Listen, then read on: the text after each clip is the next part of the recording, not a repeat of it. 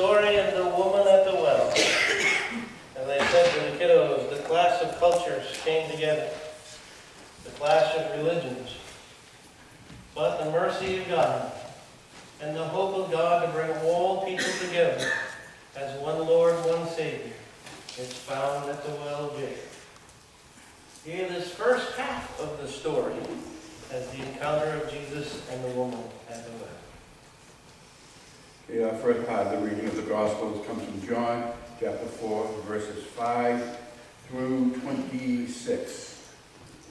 The Pharisee heard that Jesus was winning and baptizing more disciples than John.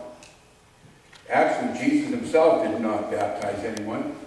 Only his disciples did. So when Jesus heard what was being said, he left Judea and went to Galilee. On his way there, he had to go through Samaria.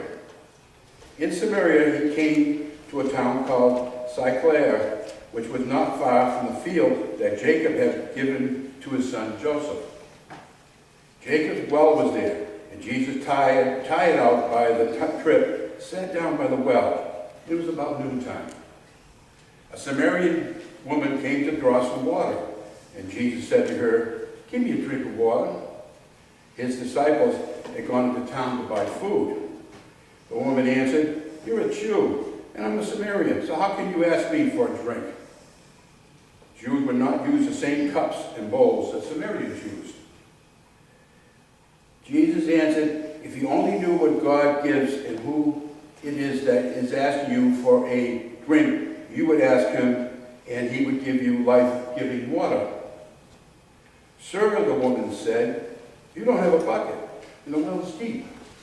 Where would you get that life-giving water?" "It was our ancestor Jacob who gave us this well. He and his children and his flocks all drank from it. You don't claim to be greater than Jacob, do you?" Jesus answered, "Those who drink this water will get thirsty again. But those who drink the water that I will give them will never be thirsty again.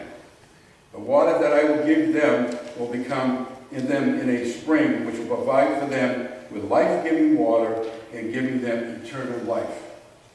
"Sir," the woman said, "give me that water, then I will never be thirsty again, nor will I have to come here and draw water." "Go and tell your husband," Jesus told her, "and come back."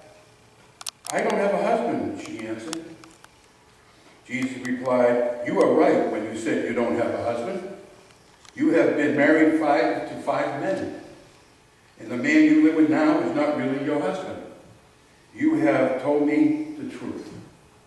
"I see you are a prophet, sir," the woman said. "My Samaritan ancestors worship God on this mountain, but you Jews say that Jerusalem is the place where you should worship God."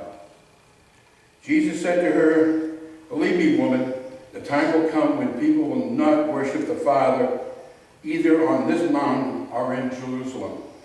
You Samaritans do not really know whom you worship, but we Jews know whom we worship, because it is from the Jews that salvation comes. But the time is coming, and is already here, when the power of God's Spirit's people will worship the Father as he really is, offering him the true worship that he wants. God is Spirit, and only by the power of his Spirit can people worship him as he really is." The woman said to him, "I know that Messiah will come, and when he comes, he will tell us everything." Jesus answered, "I am he.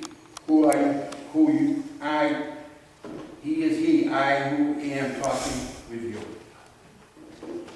This is